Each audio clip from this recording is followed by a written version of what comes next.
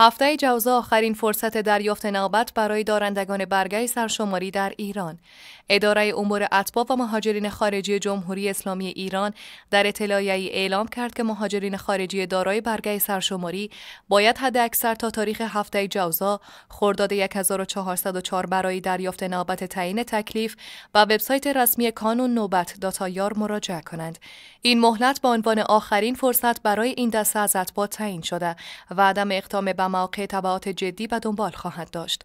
در این اطلاعیه تاکید شده است که افرادی که در مهلت مقرر برای دریافت نوبت اقدام نکنند از دسترسی به خدمات محروم خواهند شد و با برخورد قانونی مواجه می‌گردند. اداره اتباع و مهاجرین خارجی جمهوری اسلامی ایران از همه دارندگان برگه سرشماری خواست تا این موضوع را جدی بگیرند و در اسرع وقت نسبت به ثبت نام در سامانه اقدام کنند.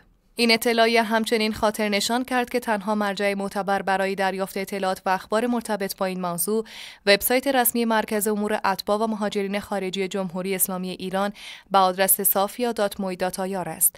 اداره مهاجرین هشدار داد که اخبار و اطلاعات منتشر شده در منابع غیر رسمی فاقد اعتبار بوده و نباید مورد استناد قرار گیرند. این اطلاعیه در حالی منتشر شده که تعداد زیادی از اتباع خارجی و ویژه مهاجران افغانستانی در جمهوری اسلامی ایران دارای برگه سرشماری هستند و این مهلت برای ساماندهی وضعیت اقامت و خدمات آنها از اهمیت ویژه‌ای برخوردار است.